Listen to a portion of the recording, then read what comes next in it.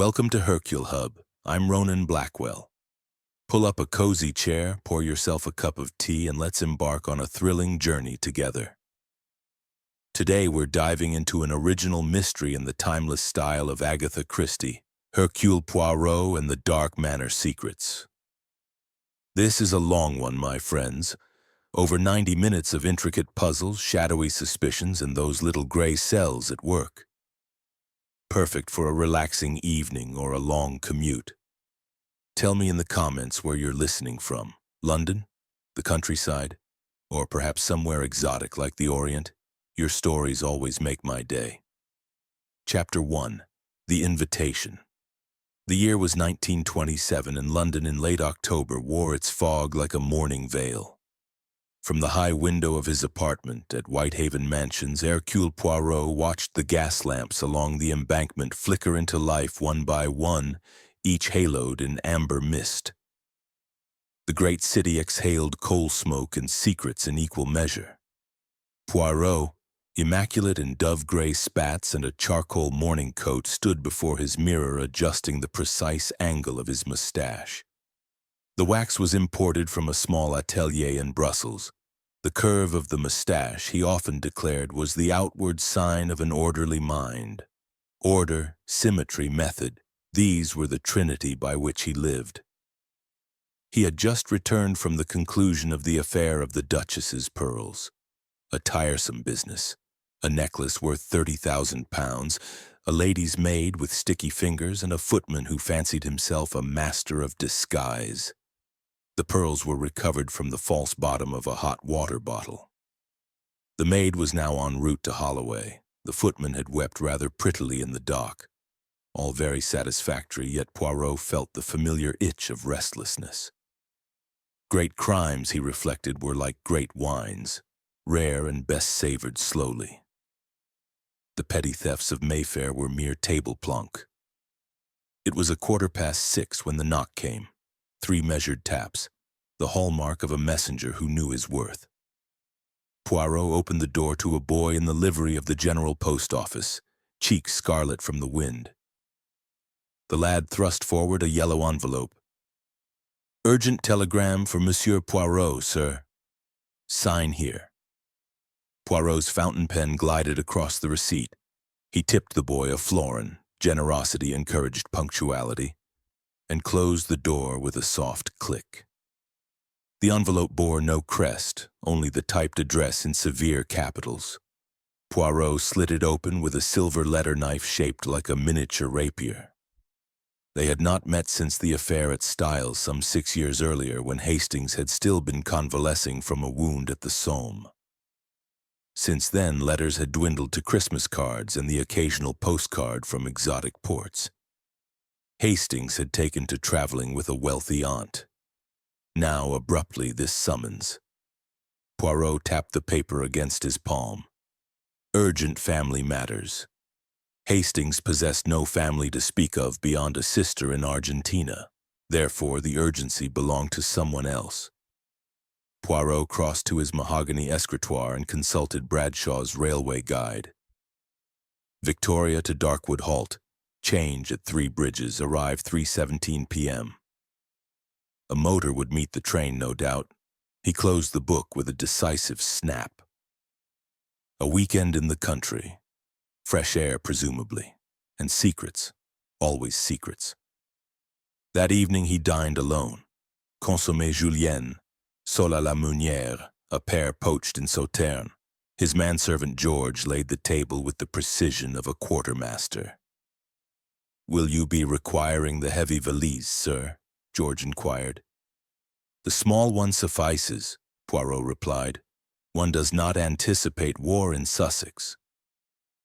Yet as he sipped his tisane, verbena and a whisper of bergamot, he found his mind drifting to the name, Dark Manor. He had heard it once, perhaps twice, in the murmur of London clubs. An estate of Elizabethan origin enlarged by a Blackwood who had grown rich on the East India Company's opium trade. Later generations had diversified into rubber, then shipping. The current lord, Archibald Blackwood, if memory served, sat in the House of Lords and collected Ming porcelain with the zeal of a man warding off mortality. There were whispers, too. A ghost that walked the long gallery at midnight, a vault said to contain diamonds smuggled out of Golconda before the mutiny, a family curse that struck every third heir. Poirot dismissed ghosts and curses with the same gentle contempt he reserved for spiritualists. Diamonds, however, were another matter. Diamonds had weight, clarity, motive. Friday dawned crystalline, the fog burned off by a pale autumn sun. Poirot arrived at Victoria Station precisely 11 minutes before departure, sufficient but not excessive. He traveled first class naturally. The compartment smelled of beeswax and old leather. Opposite him sat a clergyman absorbed in the Times and a young woman in a cloche hat who kept glancing at Poirot's shoes with ill-concealed envy. He unfolded Le Monde and allowed the rhythm of the wheels to lull him. At Three Bridges, the clergyman departed. The young woman alighted at Horsham clutching a bandbox. Poirot was alone as the train wound through the Weald, past hopfields silvered with dew, past oast houses like witches' hats, past villages where church spires pricked the sky. He closed his eyes and rehearsed the little he knew. Hastings had written from Dark Manor twice in the past year. The first letter spoke of a splendid shoot and capital company. The second, arriving only a month ago, was shorter.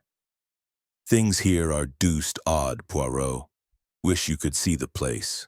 Blackwood talks of changing his will, family in an uproar. Come if you can. Poirot had meant to reply, but the Duchess's pearls had intervened. Now the summons was peremptory, family in an uproar, a phrase to stir the little gray cells. The train slowed. A porter shouted, "Darkwood halt! All change!" Poirot descended to a platform no longer than a cricket pitch. A single motor car awaited, a stately Rolls-Royce Phantom Wappo, its brasswork gleaming, its chauffeur in bottle-green livery. The man touched his cap. "Monsieur Poirot, Captain Hastings' compliments, sir. Welcome to Sussex." The drive took 20 minutes along lanes overhung with beech and oak. Sunlight dappled the windscreen in shifting coins of gold. They passed a village, stone cottages, a Norman church, a pub called the Blackwood Arms, then climbed a hill. At the crest, the manor revealed itself. Dark Manor was not merely large, it was theatrical. Built of sandstone the color of burnt honey, it sprawled across 3 wings with a central tower that caught the westering sun like a beacon. Mullioned windows glinted, gargoyles leered from the parapets. Ivy clung to the walls in disciplined waves as though trained by a Prussian gardener. A gravel sweep curved before the entrance, where a fountain, Neptune spearing a dolphin, spumed arcs of silver water. Poirot noted the details with satisfaction, symmetry in the placement of urns, the precise trimming of yew hedges, the absence of a single fallen leaf. Order. Yet order, he reminded himself, could conceal chaos as effectively as fog concealed the Thames. The Rolls purred to a halt. Before Poirot could alight, the great oak door swung open and Hastings bounded down the steps 2 at a time. He had filled out since their last meeting. Prosperity suited him. But the mustache was as exuberant as ever, and the eyes held the same eager, spaniel glow. "Poirot, you old devil, you came!" Hastings pumped his hand with enthusiasm. "Look at you, haven't aged a day. Still using that beastly green hair tonic?" "It is not tonic, mon ami, it is discipline." Poirot permitted himself a small smile. "And you, Hastings, you have the air of a man who has inherited more than expectations." Hastings flushed. "Well, a distant cousin did leave me a little something. Enough to keep the wolf from the door. But come inside. Blackwood's dying to meet you." They crossed the threshold into a vaulted hall that smelled of beeswax, wood smoke, and centuries. A fire roared in a fireplace large enough to roast an ox. Above the mantel hung a portrait of a Blackwood ancestor in the armor of a cavalier, one hand on the hilt of a sword, the other resting on a globe. His eyes followed the newcomer with aristocratic disdain. Suits of armor stood sentinel along the walls. A grandfather clock ticked with the solemnity of a judge. Poirot's gaze traveled upward to a minstrel's gallery and a staircase that curved like the tail of a sleeping dragon. "Impressive, eh?" Hastings murmured. "Built in 1587, added to by every generation since. There's a priest's hole behind the library, a smuggler's tunnel to the cellars, and a ghost that rattles chains in the west wing. At least, that's what the maids say." Poirot raised an eyebrow. "Ghosts, Hastings. You disappoint me." "Not saying I believe it, old chap. Just repeating the local color." A door to the left opened and Lord Blackwood strode forth. He was a tall man, broad-shouldered, with a mane of iron-gray hair and a voice that could have commanded a battalion. His tweeds were Savile Row, his boots handmade, his handshake a vice. "Monsieur Poirot, delighted. Hastings has sung your praises until we're all quite deaf. Come into the drawing-room. Tea's just been brought in." The drawing-room overlooked the south lawn. French windows opened onto a terrace where roses still bloomed in defiant scarlet. A samovar hissed gently. A silver teapot gleamed. Lady Evelyn Blackwood rose to greet them. She was perhaps 42, with the kind of beauty that improved with time. High cheekbones, porcelain skin, eyes the color of a winter sea. Her gown was midnight blue silk, severe yet elegant. "Welcome to Dark Manor, Monsieur Poirot. We are honored." Her voice was low, cultivated with a trace of amusement, as though the world were a private joke.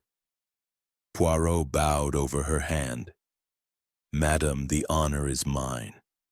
One does not often find such symmetry in architecture and in hospitality." Lady Evelyn's smile flickered. "Symmetry can be deceptive, monsieur.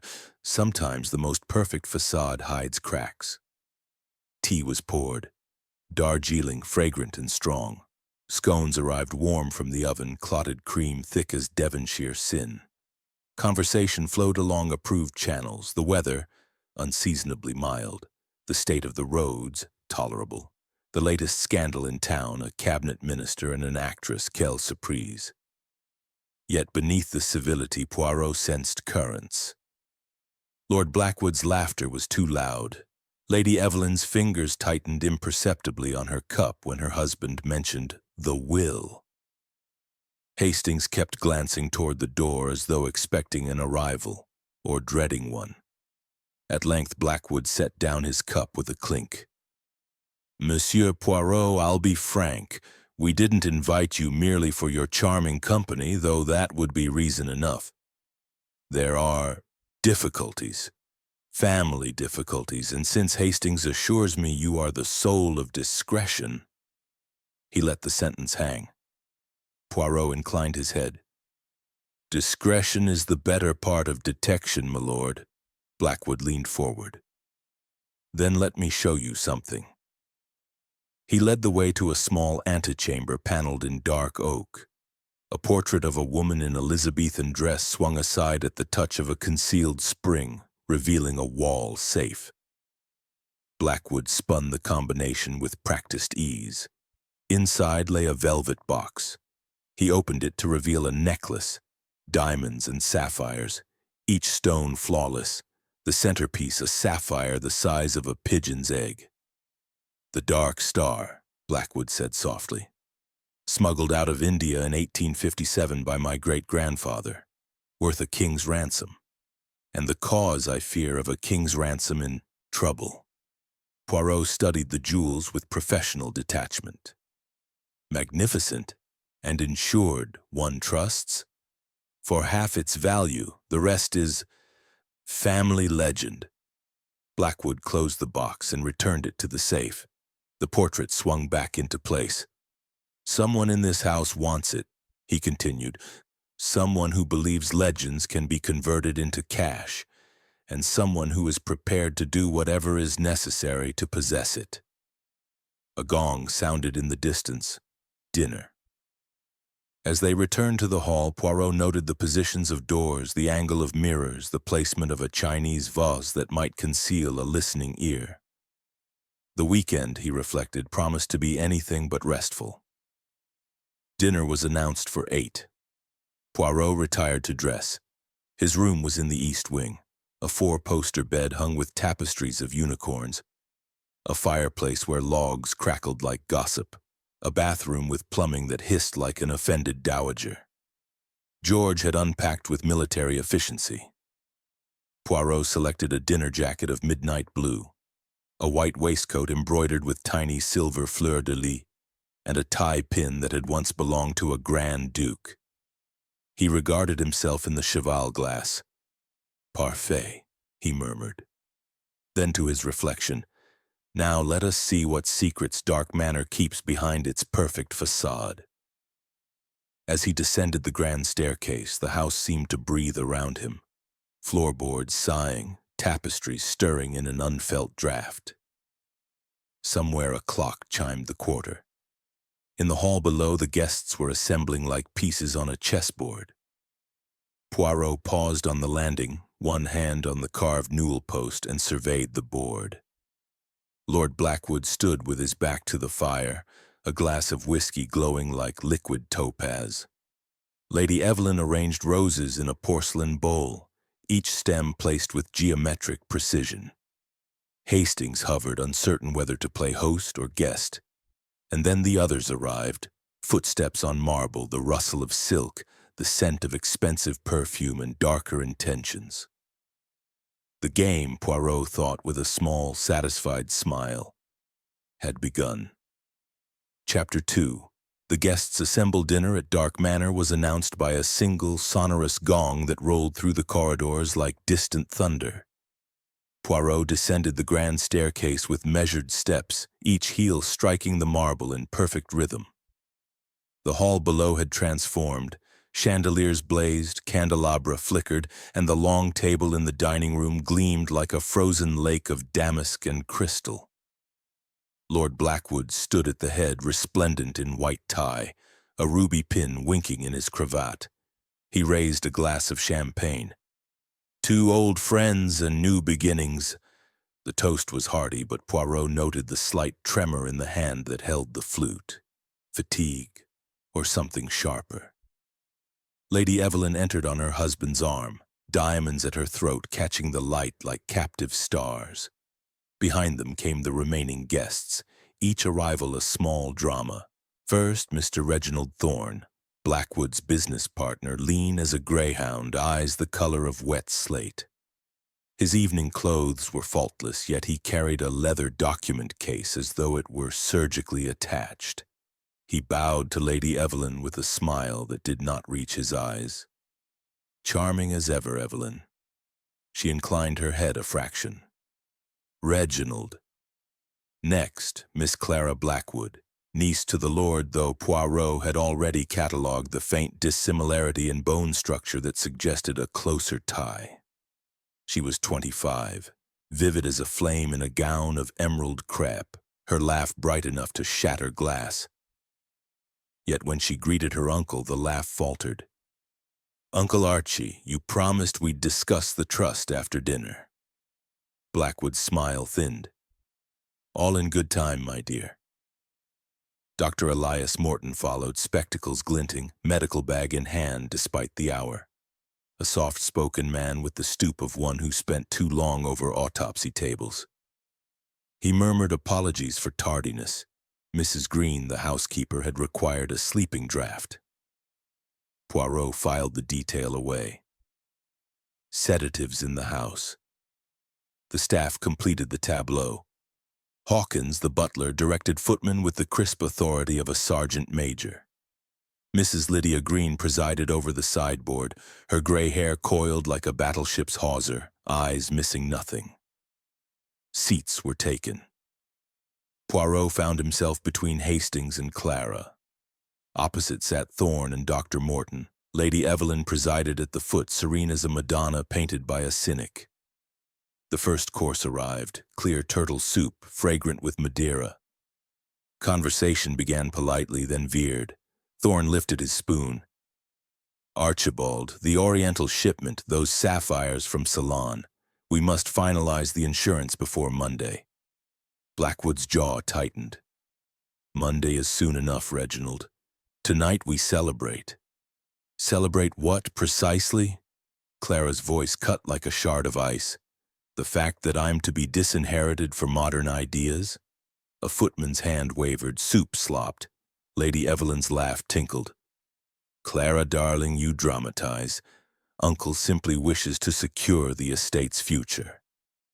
By cutting me out entirely? Blackwood set down his spoon with a clack. Enough.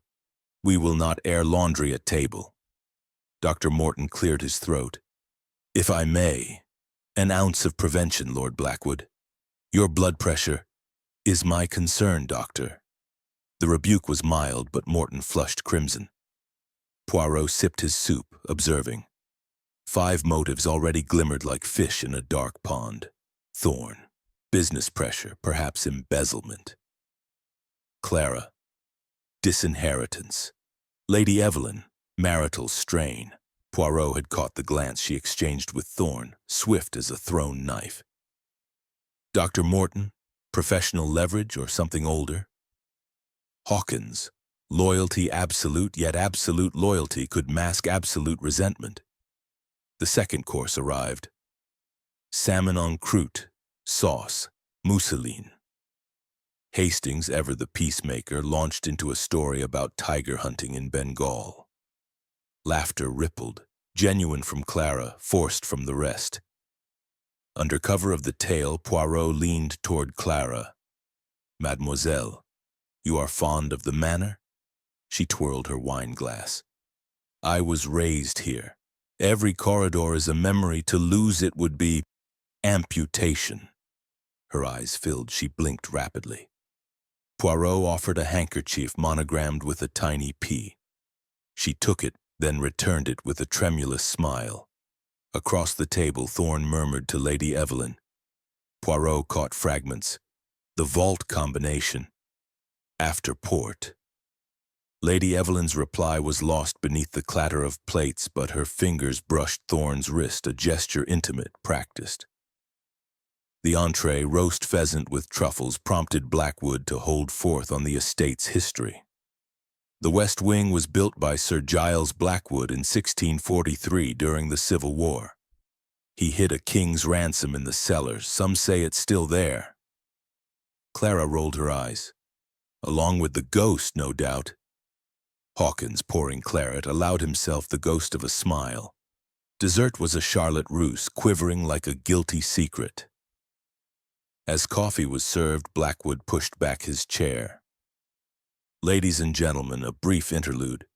The gentlemen will join me in the library for port and a cigar. Ladies, coffee in the drawing room. Lady Evelyn rose with regal calm. 20 minutes, no more. We have plans for bridge. The men filed out. In the library, oak-paneled, redolent of leather and tobacco, decanters gleamed like garnets. Blackwood poured generously. To absent friends, he toasted again. Thorne raised his glass but did not drink. Dr. Morton declined spirits. On call, he murmured. Hawkins stood by the door, impassive. Blackwood drew Poirot aside to a window overlooking the moonlit terrace. Monsieur, a word. The Dark Star necklace I showed you earlier. It vanishes from the safe tonight, and I am ruined. Someone here knows the combination. I changed it only yesterday. Poirot's eyes narrowed. You suspect? Everyone, even Evelyn, especially Evelyn. The confession hung between them like cigar smoke. A scream shattered the moment, high, feminine, cut off abruptly. The men surged into the hall. Lady Evelyn stood at the drawing-room door, one hand pressed to her throat. Clara, she's gone. Her coffee cup smashed, and the French window opened to the terrace. Hastings bolted outside. Poirot followed more slowly, noting the overturned chair, the spilled coffee. the single emerald earring glinting on the parquet. Footprints in the dew led toward the rose garden, small, healed, frantic. Then nothing. The trail vanished as though Clara Blackwood had been spirited away by the very ghost she mocked. Somewhere in the distance, a night bird called. Poirot stood beneath the stars, the little gray cells already turning like clockwork, a disappearance before the first death. How very considerate of the murderer to provide an overture. Chapter 3. Footprints in the Dew.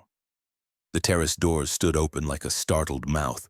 Cold air spilled in, carrying the scent of wet earth and crushed rosemary. Poirot stepped onto the flagstones, patent leather shoes gleaming under the lantern Hawkins had thrust into his hand. Behind him, the house erupted in controlled panic. Footmen scattering, Lord Blackwood bellowing orders, Lady Evelyn's voice rising in a brittle crescendo.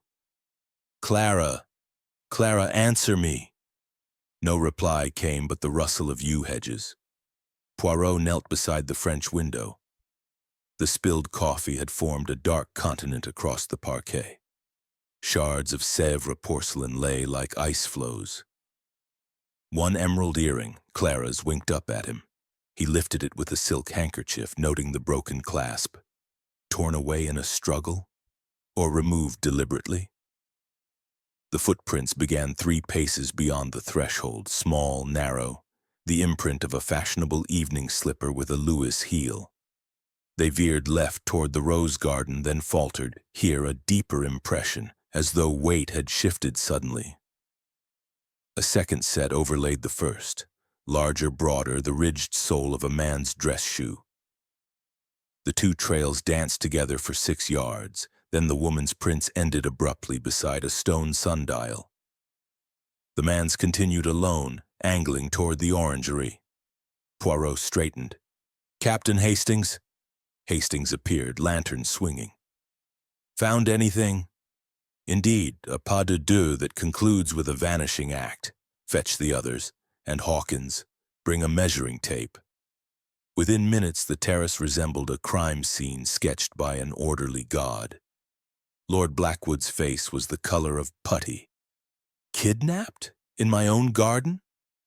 "Or invited to leave," Poirot murmured. He addressed the assembly. "Mesdames, Messieurs, remain indoors. The dew preserves evidence. Your feet will obliterate it." Hawkins returned with tape and a dark lantern. Poirot measured the woman's stride, 21 inches, hurried but not running. The man's, 30 inches, purposeful. At the sundial, he discovered a single pearl button, mother of pearl, torn from a glove. Clara had worn pearl-gray kid gloves at dinner. Thorne lit a cigarette with unsteady fingers. "This is absurd. Clara's theatrical. She's probably hiding to frighten us." Lady Evelyn rounded on him. "My husband's niece does not play parlor games with her safety." Yet her voice trembled on the word niece. Dr. Morton adjusted his spectacles. "Shock can produce hysteria. Perhaps Miss Blackwood wandered off in a fugue state." Poirot's gaze flicked to the doctor's medical bag. "And the second set of footprints, Doctor. Do fugues wear evening pumps?" Lord Blackwood seized control. "We search the grounds. Hawkins, rouse the gardeners. Thorne, take the east lawn. Doctor, the west. Hastings, with me to the stables." Poirot raised a hand. "Non. One moment. Observe." He directed the lantern beam along the man's continuing trail. At the edge of the rose bed, the prints deepened, then vanished into the soft loam of a flower border recently turned. Someone had walked here earlier, obliterating what came after. "Mon Dieu," Hastings breathed. "Carried?" "Or dragged," Poirot said quietly. He followed the border to the orangery, a long glass house exhaling warmth and the perfume of lemon blossom. The door stood ajar. Inside, rows of potted camellias glowed ghostly in the moonlight. On the tiled floor, a smear of mud, a single emerald bead torn from Clara's gown, and, most telling, a man's white kid glove, the mate to the pearl button. Poirot lifted the glove. Monogrammed R.T. Reginald Thorne blanched. "That's mine. I lost it yesterday." "Convenient," Lady Evelyn said icily. Poirot's eyes swept the orangery.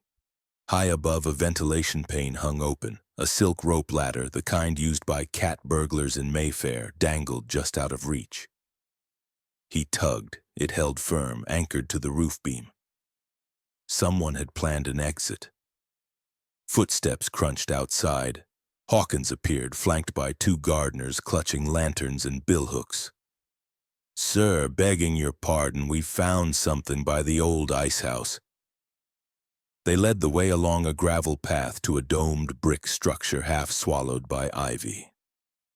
The iron door yawned open. Inside, frost glittered on the walls. Sawdust muffled their steps. In the center lay Clara Blackwood. She was unconscious but breathing, wrists bound with her own silk stocking, a gag of lace handkerchief between her teeth. A bruise darkened her temple. Dr. Morton knelt instantly, fingers at her pulse. "Concussion, possibly. She's been drugged. Chloral hydrate, I'd warrant." He produced smelling salts. Clara stirred, eyes fluttering. "Uncle." Her voice was a thread. Blackwood dropped to his knees. "I'm here, child." Poirot noted the endearment. Child, not niece. Clara's gaze found Poirot. He said the combination had been changed. That I must come or lose everything." Her eyes closed. Thorne stepped forward. "This is outrageous. I was in the library." Poirot silenced him with a look. "Monsieur Thorne, your glove places you in the orangery. The latter suggests preparation. Yet the ice house is half a mile distant. You could not carry an unconscious woman so far without assistance." He turned to Hawkins. "The gardeners. Where were they at 11 o'clock?" "Asleep in their bothy, sir. Door locked from within." "Locked? By whom?" Hawkins hesitated. "I lock it myself each night, sir. Key on my chain." He displayed a heavy key ring. One key was missing. Poirot's mustache twitched. "Therefore, someone borrowed the key, entered the bothy, and ensured the gardeners slept soundly. Perhaps with the same chloral hydrate, Dr. Morton detects." Morton started. "My bag was in the hall." "Unattended," Poirot finished. He addressed the company. "We have a kidnapping, a drugging, and a locked bothy. Yet Miss Blackwood is alive. Why?" He bent to examine the bonds. The stocking was knotted with a sailor's hitch. Hawkins' military training, or Thorne's experience on yachts? Clara was carried to the house on an improvised stretcher. In the hall, Mrs. Green waited with blankets and brandy. Poirot lingered at the ice house door. One final detail. Scratched into the frost on the inner wall, the letters DS Dark Star. Back in the drawing room, Clara revived sufficiently to speak. He wore a mask. Black silk, voice muffled. Said if I didn't reveal the new safe combination, the Dark Star would be cut from my throat. She touched the bruise. Then the world went dark. Lord Blackwood's face was stone. No one leaves this house until the police arrive. But the telephone line, Hawkins reported, had been cut during the storm. Poirot stood before the fireplace, hands clasped behind his back. Very well. Until morning, Dark Manor is our locked room, and within it, a predator who knows every shadow. He surveyed the circle of faces, fearful, defiant, calculating. The footprints tell us 2 walked, only 1 returned. The glove incriminates, the latter exonerates. The drug implicates the doctor, yet the dose was precise, not lethal. He smiled, small and cat-like. Tomorrow, mes amis, we follow the rope ladder to its source. Tonight we set a trap of our own. Outside, the wind rose, rattling the windows like impatient fingers. Somewhere in the house, a clock struck midnight. Poirot listened to the echo die, then spoke softly to Hastings. The game, mon ami, has moved from the garden to the corridors, and the next piece to fall will not be so gently placed. Chapter 4. The Rope Ladder. The orangery roof was a black lake of slates under racing clouds. Rain hissed across the glass below. Wind clawed at Poirot's coat as he emerged through the ventilation pane.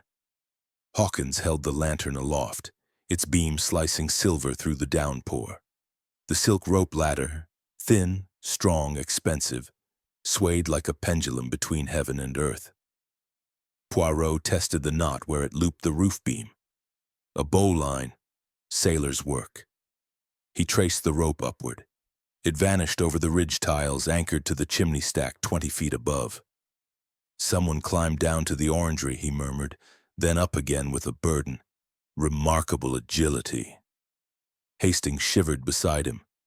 Could have lowered Clara from here, drugged, then carried her to the ice house. No, the timing is wrong. The footprints show she walked willingly at first, lured, not carried. The abduction began on the terrace. He pointed to scuffed lichen on the slates. See? Fresh scratches. Our man returned this way after depositing her. Lord Blackwood, soaked but resolute, joined them. I'll have every chimney searched at dawn. Poirot shook his head. By dawn, the rain will have washed all trace. We search now. They descended the ladder. Poirot first, nimble as a cat despite his 60 years. Inside the orangery, warmth enveloped them again. Dr. Morton waited with Clara, now swaddled in blankets, sipping broth. Her color had returned, but her eyes were wide, haunted. He knew the combination had changed, she whispered. Only Uncle Hawkins and I knew the new numbers. Poirot's gaze flicked to Hawkins. The butler met it steadily. I was pouring port in the library, sir. 10 witnesses. Yet the bothy key vanished from your ring. Hawkins produced the ring. The gap where the key had hung was raw metal. Snipped with wire cutters, he said. Found the stub in the boot room. Thorne, dripping on the tiles, protested. This is persecution. My glove proves nothing. Anyone could have taken it. Lady Evelyn's laugh was brittle. Anyone who shares your monogram, Reginald? Poirot silenced them with a raised palm. He knelt where the ladder had touched the floor. A faint circular mark in the sawdust, pressure from a small, round object. He brushed the dust aside, a brass button, military, engraved with a crest. Hawkins stiffened. That's from my old regimental tunic, sir, kept in the staff attic. Recently worn? Pressed last week for the village memorial. Poirot pocketed the button. Therefore, our abductor raided 2 wardrobes. Mr. Thorne's gloves, Mr. Hawkins' tunic, a costume assembled with care. He led the way back to the house, lantern swinging. In the boot room, he examined the wire cutters, new, blade edges bright. A scrap of emerald silk caught in the hinge, torn from Clara's gown as she was bundled through. Footprints here, too, the same ridged dress shoe, size 10, now caked with orangery soil. Upstairs, the staff attic was a warren of trunks and mothballs. Hawkins' tunic hung on a nail, one button missing. Poirot sniffed the sleeve, faint trace of camphor, and beneath the sharp bite of chloral hydrate. Dr. Morton's bag was in the hall, he mused, but the drug was decanted here in advance. A narrow dormer window looked onto the roof. Poirot opened it. Rain lashed in. The rope ladder's upper end had been tied to the attic chimney via a pulley, clever, allowing retrieval from below. He hauled the ladder in, coil by coil. At the midpoint, a dark stain. Blood? No, chloral hydrate, spilled in haste. Downstairs again, Poirot assembled the household in the library. Fire roared, shadows leapt across leather-bound volumes. He laid his finds on the table like a conjurer's cards. Emerald bead, pearl button, brass button, silk rope, wire cutters. Then from his pocket a final item, a torn scrap of notepaper, water-stained, found fluttering in the orangery gutter. He read aloud, "DS by dawn or the girl dies. Leave vault open," Lord Blackwood lunged. "That's my stationery." "Indeed, stolen from your desk.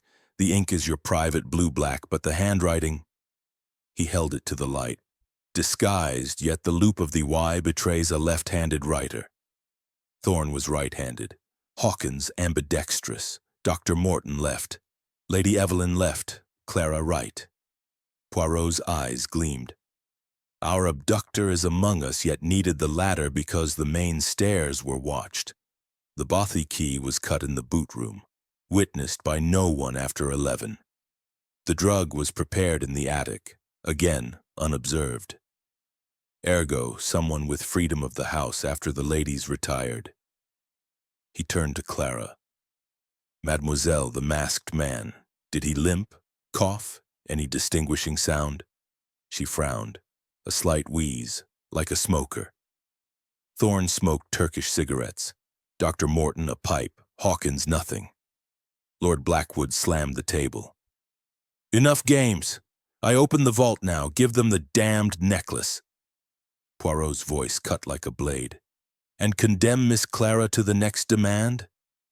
"No, we set the trap here." He outlined the plan. The vault would appear unguarded, a dummy necklace left in plain sight. Hidden, Poirot and Hastings would wait with Hawkins' old service revolver. The abductor must return for the prize before dawn. Rooms were assigned under protest. Thorne demanded a guard. Lady Evelyn retired with sal volatile. Dr. Morton dosed himself with bromide. Clara was moved to a guest room beside Mrs. Green, door locked, window barred.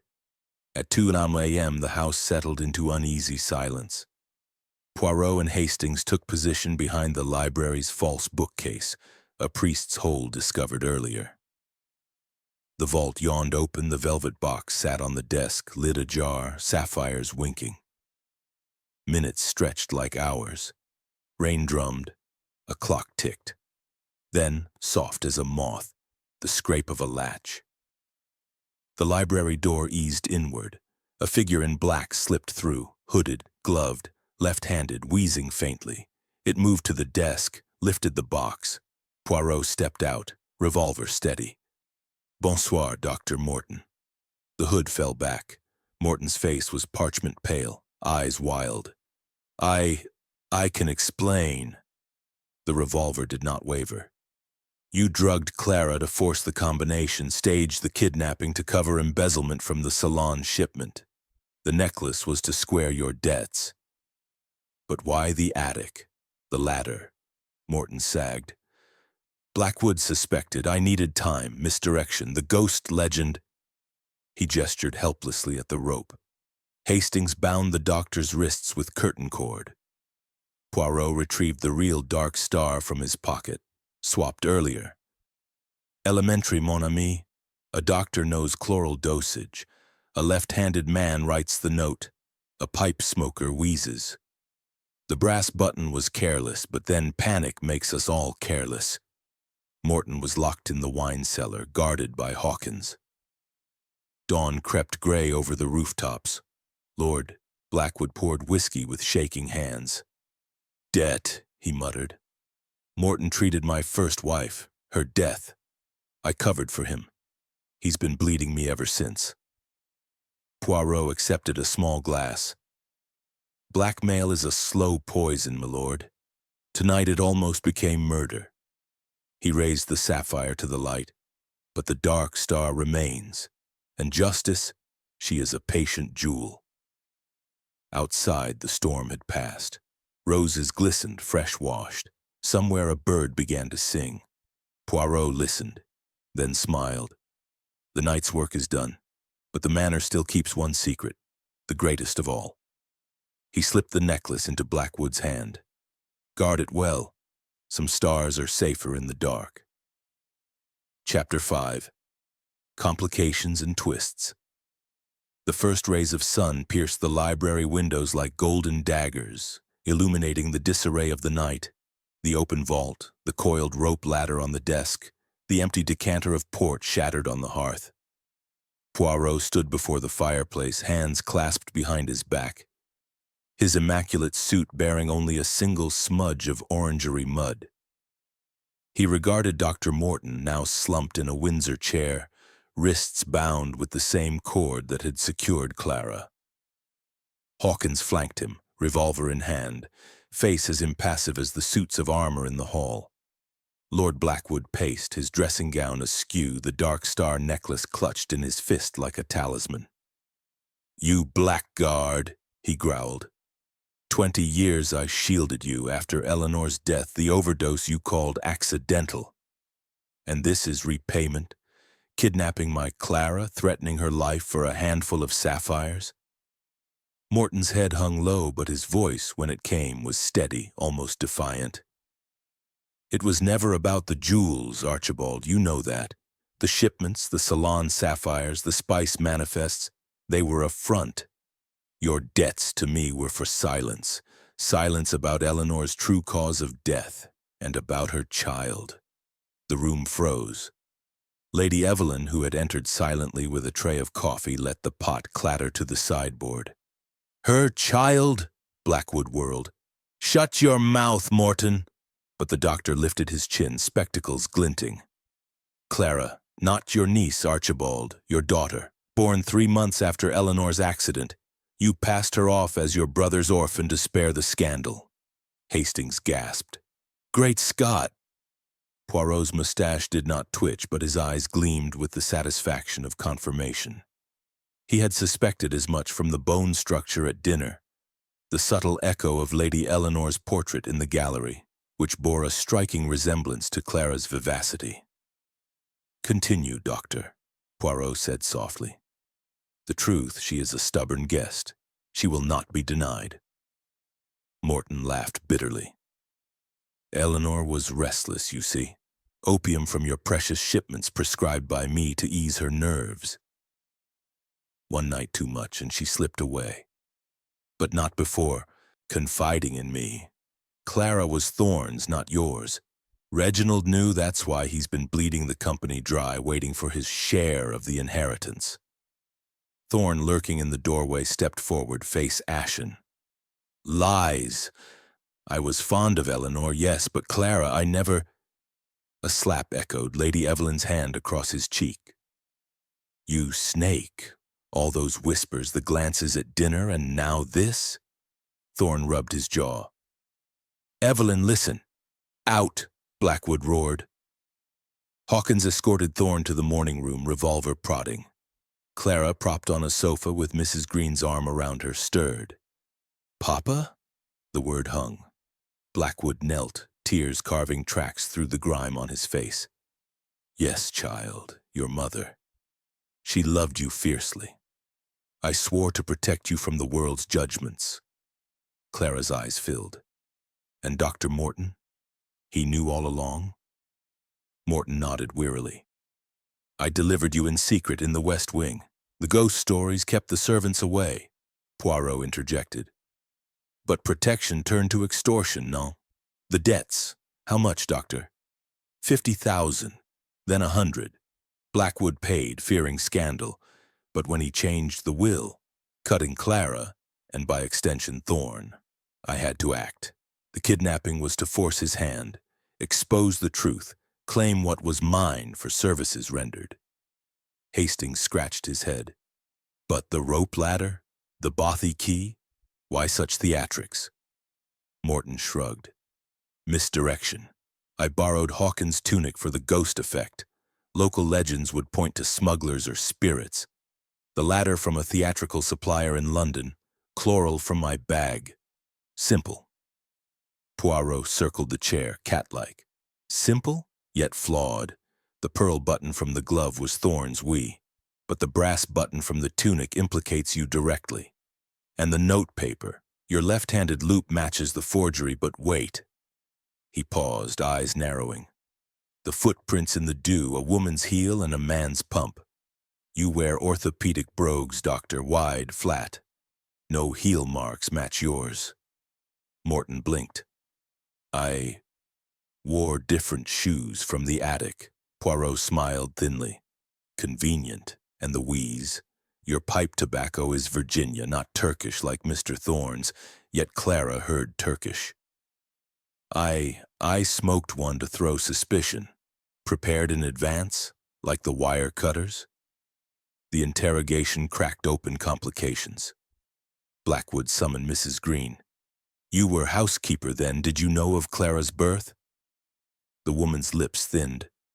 I, my lord, heard the cries one stormy night, helped hush it, but the doctor, he paid me to forget. Green's eyes darted to Morton. £5 a year, regular as clockwork. Lady Evelyn poured coffee with shaking hands. And me? Was I blind, Archibald? All these years, Clara under our roof and Thorne? She trailed off, then straightened. The affair, you suspected. Reginald and me, didn't you? Used it to leverage the will. Blackwood nodded grimly. Thorne's been siphoning funds, spices rerouted to black markets. I confronted him last month. He threatened exposure of Clara unless I settled. Poirot listened, piecing the mosaic. Red herrings abounded. The ghost legend, now twisted into a cover for the birth. The latter, suggesting an outsider when all was internal. The drug, pointing to Morton but sourced from Thorne's yacht pharmacy, a detail Hawkins recalled from cleaning. Yet twists emerged. Clara sat up. The masked man, he mentioned our child, as if he were my father. Thorne burst in, evading Hawkins momentarily. She's mine, Clara. Eleanor promised. Hawkins restrained him. Blackwood lunged, fists flying. Poirot intervened. Enough! Violence solves nothing. Monsieur Thorne, your pumps. May I see them? Thorne's evening shoes, retrieved from his room, bore no mud. But in the boot room, a second pair, hiking boots, ridged soles, matched the man's prints exactly. Thorne paled. I lent them to Morton for the garden walk yesterday. Morton sneered. You planted them to frame me after I refused your bribe. The accusations flew like arrows. Poirot retreated to the vault, examining the safe's dial. Scratches, fresh, from a failed attempt pre-kidnapping. He summoned Hawkins. Your military background, butler, yet you served in India? Hawkins saluted crisply. Sepoy mutiny echoes, sir. Guarded opium caravans. Knew the Blackwoods trade. A twist. Hawkins confessed partial knowledge of the berth paid by Blackwood for loyalty. But his alibi held. Pouring port. Unless the Bothy key snipped by an accomplice. Complications mounted.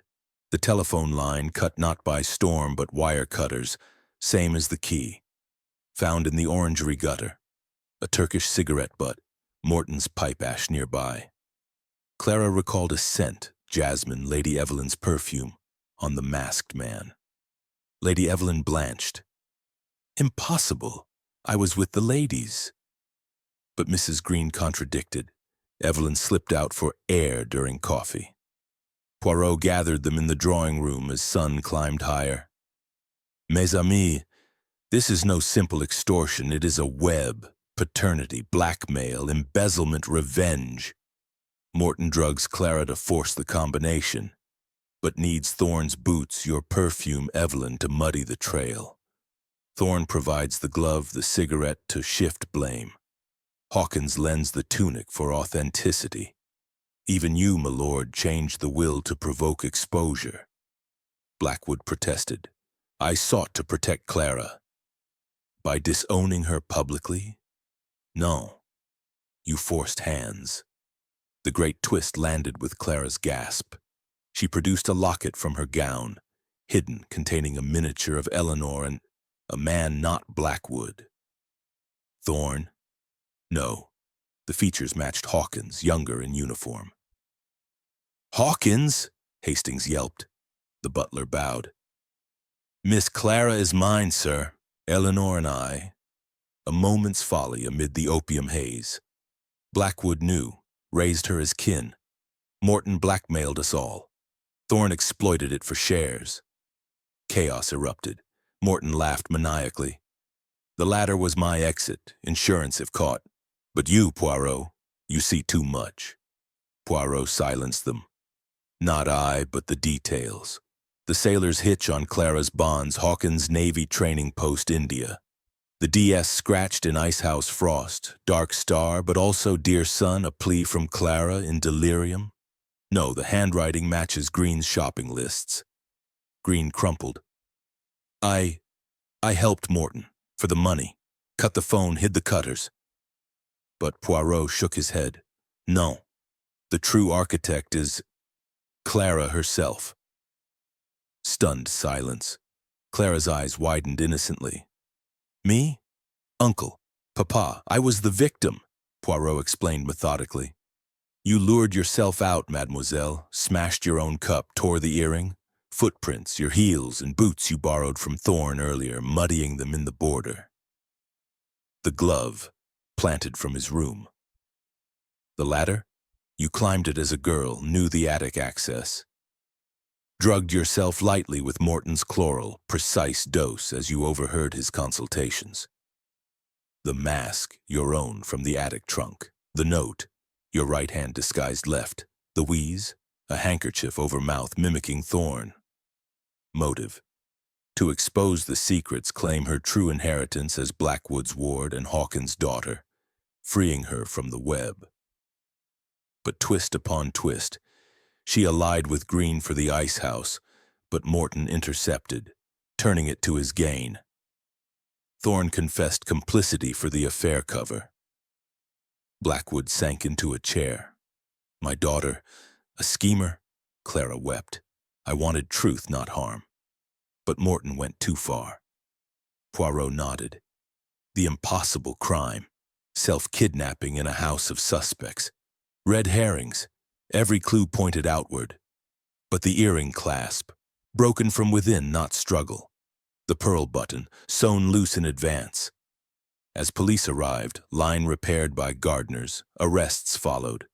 Morton for extortion, Thorne for embezzlement, Green for aiding. Clara tearful faced charges, but Blackwood's plea for leniency. Hawkins stood by her, father revealed. Poirot sipped tisane in the sunlit garden. Human nature, Hastings, it twists like ivy. The dark Manor secrets were not in vaults, but hearts. Yet one final complication. As Clara was led away, she whispered to Poirot, "The Dark Star. It's fake. The real one hides in the priest's hole." Poirot smiled. Of course, the greatest twist, innocence preserved. The Manor breathed freer, but shadows lingered. Justice partial, served. Chapter 6. The Revelation. The drawing room at Dark Manor had become a courtroom of sorts, with sunlight streaming through the mullioned windows like shafts of judgment. The velvet curtains hung limp, the air heavy with the scents of stale coffee, pipe tobacco, and the faint acrid tang of fear. Poirot stood at the center, his small frame commanding the space as if he were a conductor before a silent orchestra. Around him, the suspects, no longer mere guests but players in a tragic opera, sat in a semicircle of armchairs and settees. Lord Blackwood, his face etched with the ravages of a sleepless night. Lady Evelyn, composed but with eyes like fractured glass. Reginald Thorne, nursing a bruised cheek and a tumbler of brandy. Dr. Elias Morton, unbound now but under Hawkins' watchful eye. Clara Blackwood, pale and defiant, her hands folded in her lap like a schoolgirl caught in mischief. Mrs. Lydia Green dabbing at her eyes with a handkerchief, and Captain Hastings, ever the loyal scribe, notebook in hand. The police had arrived an hour earlier, 2 constables from the village and Inspector Japp from Scotland Yard, summoned by telegram once the line was mended. Japp, a burly man with a walrus mustache and a penchant for cigars, paced the periphery, his boots thudding on the parquet. "Well, Poirot, you've got us all trussed up like Christmas geese. Spill it. What's this revelation you promised? Kidnapping's bad enough, but you hint at more." Poirot adjusted his cufflinks with deliberate precision, his cat-green eyes sweeping the assembly. Patience, mon inspecteur. The affair of Dark Manor is not a simple thread, but a tapestry, woven with blackmail, false paternity, embezzlement, and yes, an impossible crime at its core. We have unraveled much. Mademoiselle Clara's self-orchestrated kidnapping to force secrets into the light, Dr. Morton's extortion over the death of Lady Eleanor, Monsieur Thorne's affair and financial predations, even Hawkins' hidden role as Clara's true father. But these are mere borders. The center, the heart, is a locked room of the soul where a murder was concealed for 20 years. A collective gasp rippled through the room. Blackwood surged to his feet. Murder? Eleanor's death was an accident, opium overdose ruled by the coroner. Poirot raised a hand. Sit, milord. We begin at the beginning, or rather at the end, of Lady Eleanor Blackwood's life. He paced slowly, his voice a measured cadence, drawing them in like a storyteller by the fire. 20 years ago in this very manor, Lady Eleanor died in her bedchamber. A room locked from within, windows bolted, no sign of intrusion. The doctor, Morton, pronounced it accidental, too much laudanum, self-administered for nerves. But consider the impossibilities. Eleanor was with child, Clara, yet showed no despair in letters to friends. The bottle of laudanum was half empty, but her glass held a fatal dose, undiluted. And the key? Found inside the lock, yet Hawkins swore he heard her bolted hours earlier with no visitors after. Morton shifted uncomfortably. Delirium, she must have risen, taken more. Poirot whirled. Non. The bed was undisturbed, her nightgown pristine. No footprints in the carpet dust, yet the bottle was moved from the dressing table to the bedside, an impossible act for a woman already insensible. Japp leaned forward. So, suicide or murder, how? Poirot smiled faintly. Murder, Inspecteur, but first the motives. Eleanor was unhappy, married to Blackwood for estate and title, but in love with another.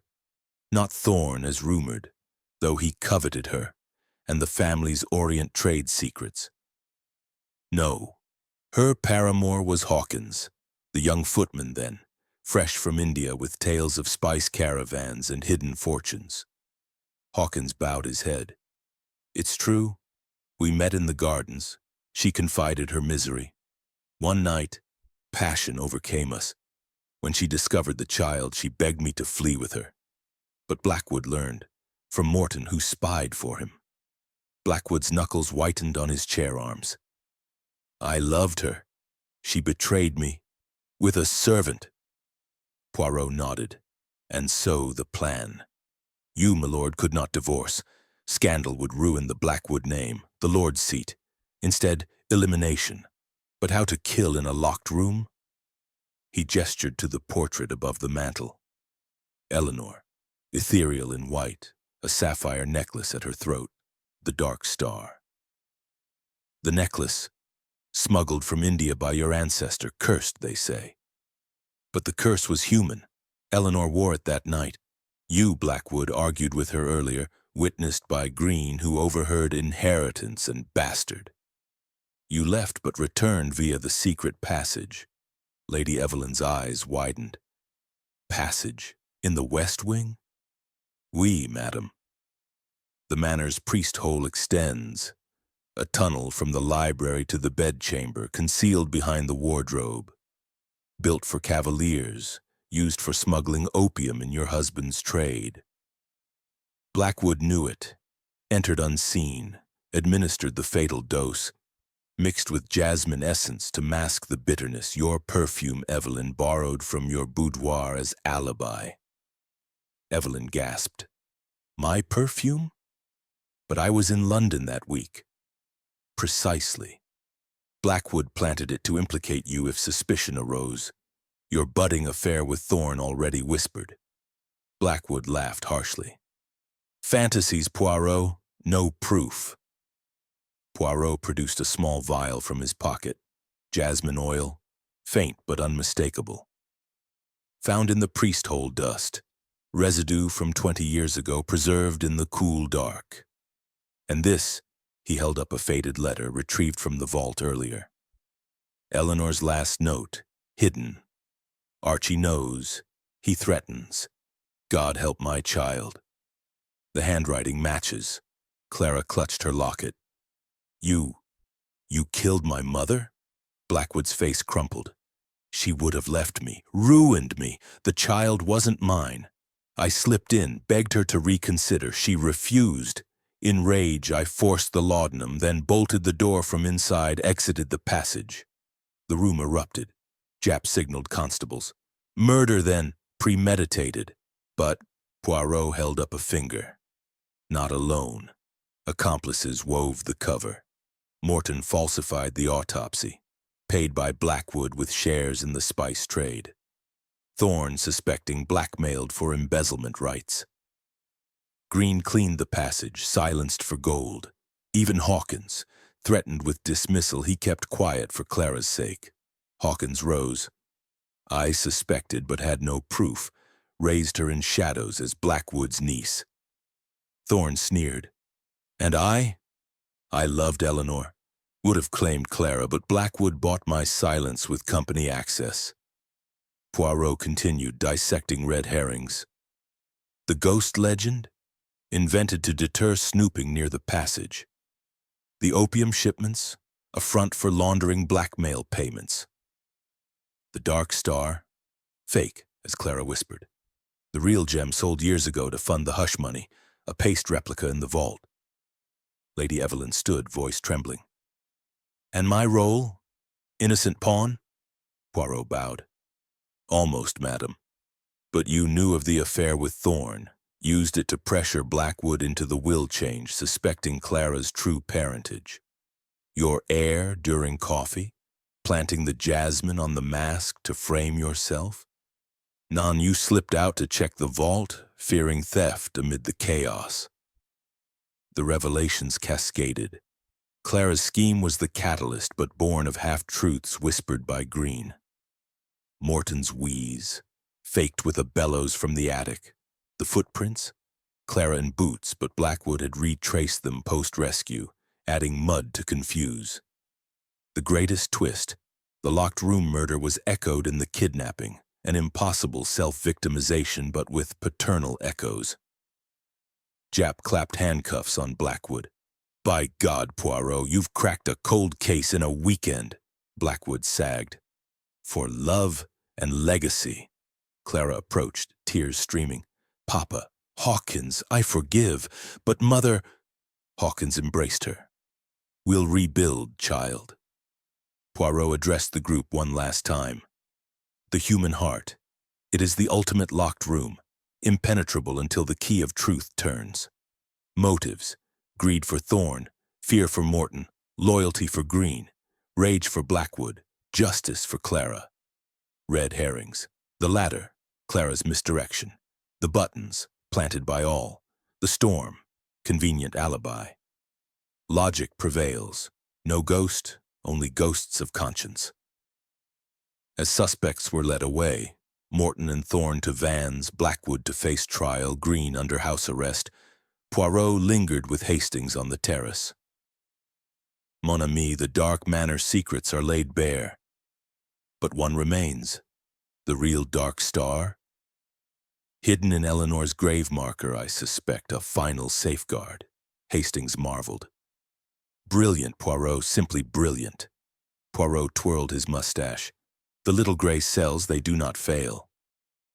The Manor stood silent, its gargoyles leering no more. Sunlight bathed the gardens, promising renewal. Yet in the shadows, echoes lingered, of love twisted, secrets buried, and justice at last unearthed. Chapter 7.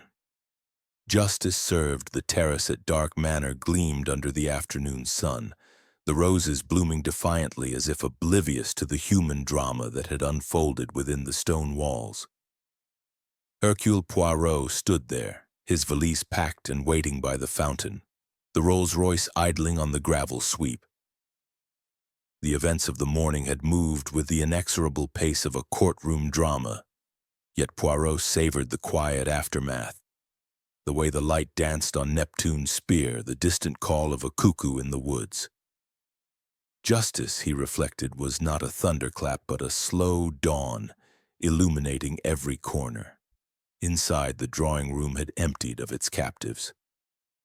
Inspector Japp mopped his brow with a handkerchief, his constables flanking the doors like bookends. The revelations from the priest-hole murder had cascaded into confessions, each suspect cracking under the weight of Poirot's unyielding logic. Lord Archibald Blackwood, once the unassailable master of the estate, sat in manacles on the settee, his iron-gray mane disheveled, his eyes hollow pits of resignation. Beside him, Dr. Elias Morton fidgeted with his spectacles, the left lens cracked from a scuffle during arrest. Reginald Thorne paced a tight circle, his sharp features twisted in defiance, while Mrs. Lydia Green wept quietly into her apron, her coiled hair unraveling like her composure. Clara Blackwood, now fully acknowledged as Hawkins' daughter, stood apart, her emerald gown replaced by a simple day dress, her hands clasped around the locket that held her mother's miniature. Hawkins himself remained free, his military bearing unbroken, though his eyes betrayed the storm within. Captain Hastings hovered nearby, ever the faithful chronicler, jotting notes with a furrowed brow. Japp cleared his throat, his voice booming in the hushed room. "Right then, Poirot. You've spun a tale fit for the Old Bailey. Locked room murder, blackmail ring, self-kidnapping charade. But let's have the full explanation, eh? Loose ends tied before we cart this lot off to the Nick." Poirot inclined his head, his mustache curving in a small, satisfied smile. "Bien sûr, Inspecteur. The satisfaction of a mystery lies not in the revelation alone, but in the method, the logical procession of the little gray cells. We shall dissect it all, from the impossible crime of 20 years past to the echoes in last night's farce. Sit, mes amis. Justice demands clarity." He began with the core, the murder of Lady Eleanor Blackwood. The bedchamber was a classic locked room, door bolted from within, windows secured, no chimney access wide enough for a man. Yet death came not by accident or suicide, but by poison administered in rage. How? The secret passage, concealed since Elizabethan times, extended from the library vault to the wardrobe in her room. Blackwood, knowing of Eleanor's affair with Hawkins and the impending child, entered unseen after their argument. He forced the laudanum, undiluted, masked with jasmine, from Lady Evelyn's boudoir to disguise the taste. Eleanor, weakened by pregnancy, succumbed quickly. Blackwood exited via the passage, leaving the room sealed. The key in the lock? Already there, he had only to ensure no traces remained. Blackwood's voice rasped, a broken whisper. "She laughed at me, said the child would inherit nothing if I disowned her. I lost control." Japp nodded grimly. Motive, jealousy, legacy, evidence, the jasmine vial, the letter, dust undisturbed except in the passage. "Tested for footprints," Poirot affirmed. "Oui." Blackwood's boot prints, faint but matching his size, preserved in the cool tunnel. Red herring. The opium bottle moved to suggest self-administration, but the glass bore no fingerprints save hers. Wiped clean. Next, the accomplices. "Dr. Morton, you falsified the death certificate claiming overdose from nerves. Paid with a stake in the Blackwood imports. Spices rerouted to your private accounts. Your red herring. The family history of melancholy planted in coroner's notes."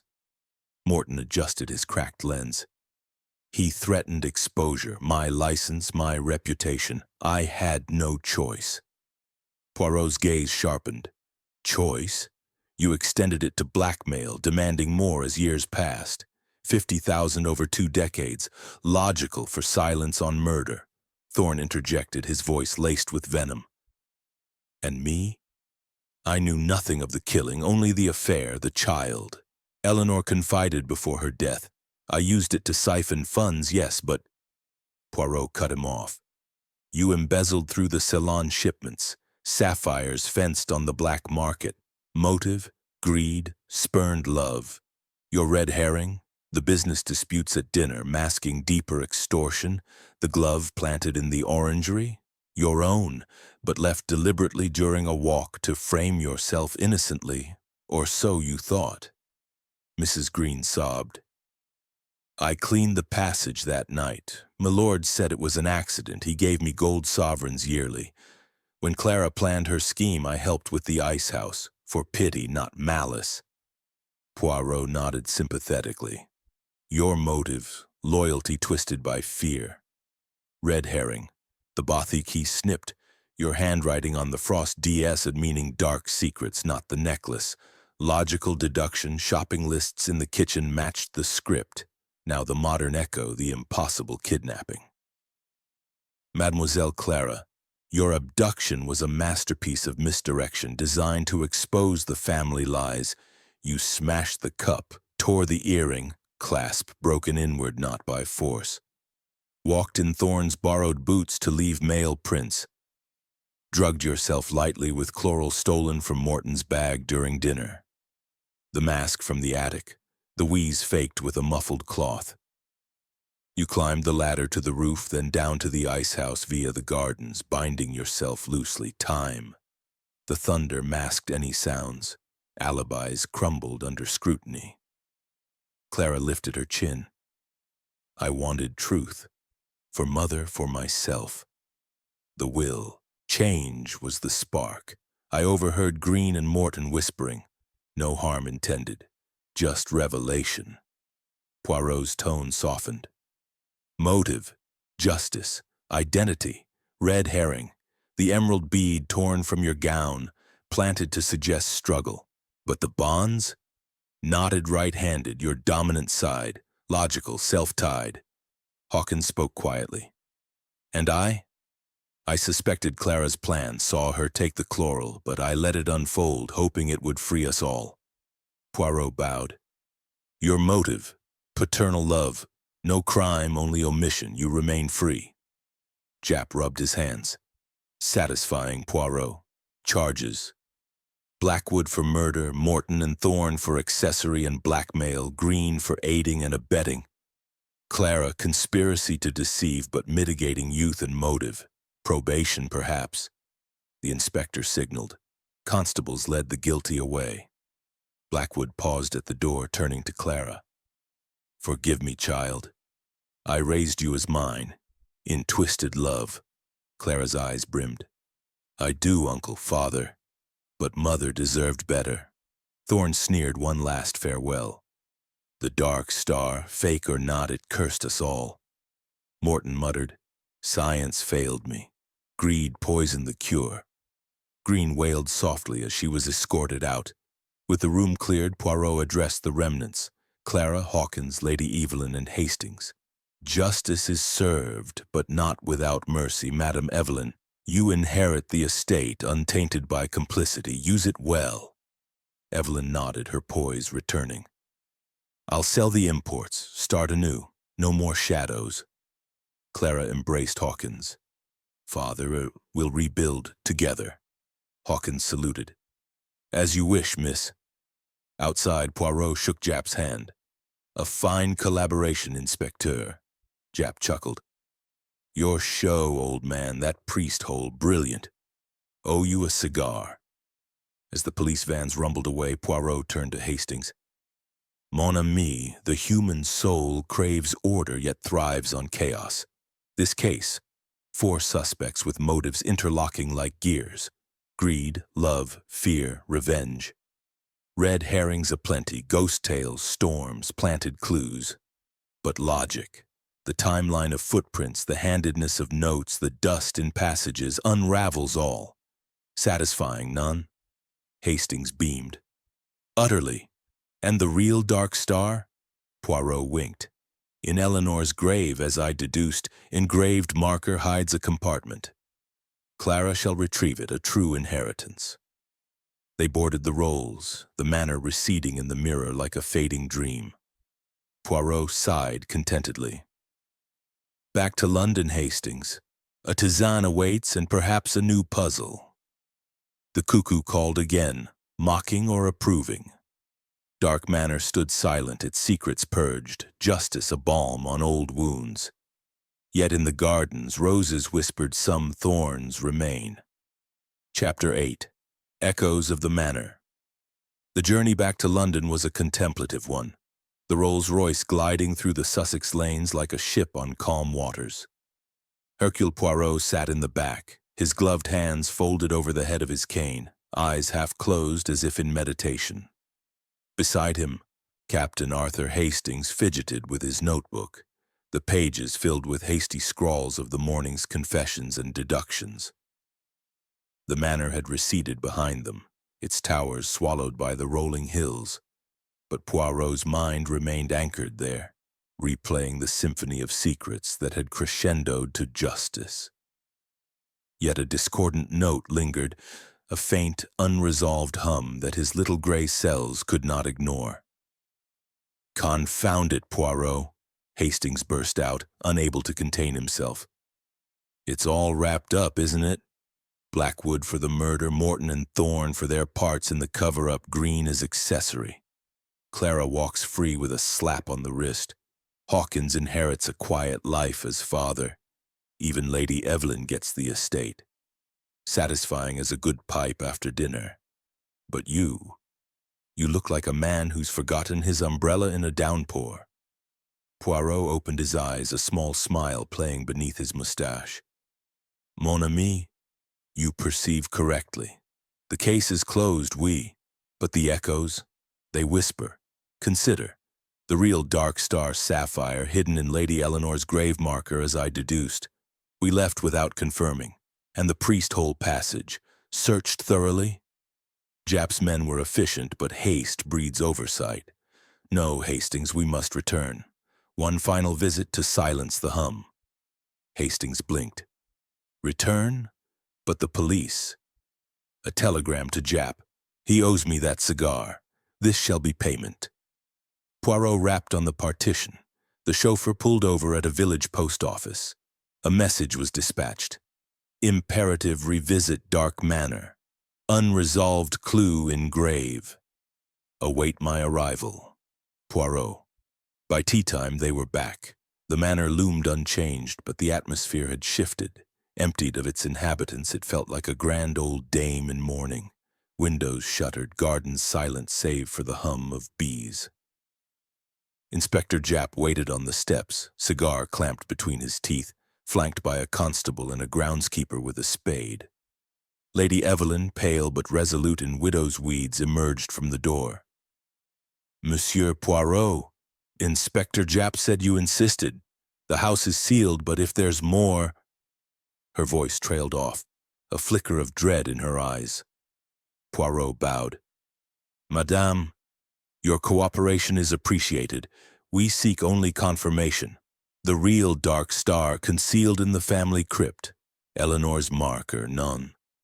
A compartment, perhaps engraved with a subtle lock." The group proceeded to the small chapel on the estate's edge, a ivy-clad stone building with a wrought-iron gate creaking in the breeze.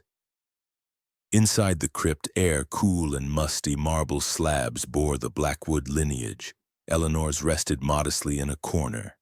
Lady Eleanor Blackwood, beloved wife, 1880–1907. In eternal light. Poirot examined the base, his fingers tracing the carving. A faint seam, cleverly disguised as ornamental scrollwork. With a click, a small drawer sprang open.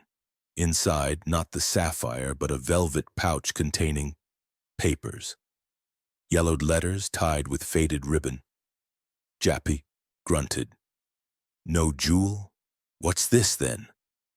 Poirot untied the bundle, scanning the first. Mon Dieu, correspondence, from Eleanor to a lover, but not Hawkins. Hastings peered over. Great Scott, addressed to my dearest E.M., Elias Morton. The letters revealed a new layer. Eleanor's affair had been with Dr. Morton, not Hawkins initially. Passionate missives spoke of secret meetings in the priest hole, plans to flee with the child, Morton's child. But one letter chilled. Archie suspects. He rages about the opium I take for our sake. If he discovers you prescribed it to induce visions to cover our trysts. Another, the Dark Star. He says he'll hide it, sell the real one to fund our escape, but I fear his jealousy. Lady Evelyn gasped. Morton? But Clara? Poirot's eyes gleamed. A twist upon twists. Hawkins claimed paternity, but these suggest Morton. Motive deepens. Blackwood killed not just for betrayal, but to eliminate Morton's heir. The opium? Prescribed by Morton to Eleanor for nerves, but laced, perhaps, to control or silence. They hurried back to the manor, unsealing the library. Poirot directed the constable to the priest hole entrance, behind the vault portrait. Crawling in, lantern in hand, he emerged minutes later with dust on his knees and triumph in his grasp. A small sealed vial, half buried in the tunnel floor. Laudanum residue. But analyze this, Jap.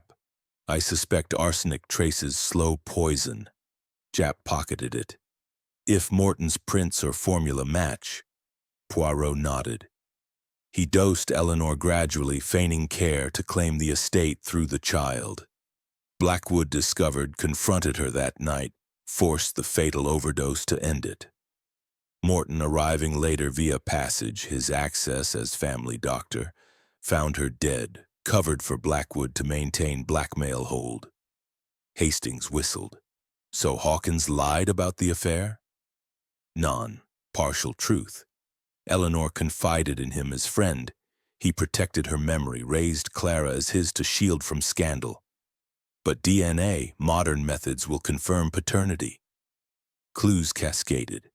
The fake Dark Star in the vault, sold by Morton to fund his extortions, replaced with paste. Red herring. Hawkins' sailor knots on Clara's bonds, taught to her as a child, not his direct hand. The wheeze in the mask? Morton's genuine asthma, faked by Clara to implicate Thorne, but echoing the doctor's condition. Lady Evelyn, poring over the letters, found a postscript. Lydia knows. Paid her to look away. Green, already in custody, would crack further. A telegram arrived from the station. Clara and Hawkins en route to London. Poirot insisted on intercepting. At the halt, Clara alighted, Hawkins behind. Her face fell at the sight of Poirot. Monsieur? More questions? Poirot presented a letter. For you, mademoiselle, from your mother to your true father, Dr. Morton. Clara's hands trembled as she read. No, not him. Hawkins raised me. Hawkins sighed. I knew, lass, Eleanor begged me to claim. You, Morton's cruelty terrified her. I agreed for love of her. The final clue. In the locket, the miniature man was Morton, young and bespectacled, not Hawkins. Clara had known subconsciously, her scheme a subconscious cry to expose him. Jap arrested anew, Morton for attempted poisoning. Paternity fraud added to charges. Thorne's embezzlement tied to Morton's fence network. Blackwood's confession expanded in light of letters. As evening fell, Poirot stood with Hastings on the terrace once more. The echoes are silenced, mon ami. The manor yields its last secret, a love triangle turned toxic, a child pawn in a game of thrones. Logical process. Letters lead to vile, vile to analysis, analysis to truth. Satisfying resolution. Full explanation of the impossible with no loose ends. Hastings marveled. And Clara?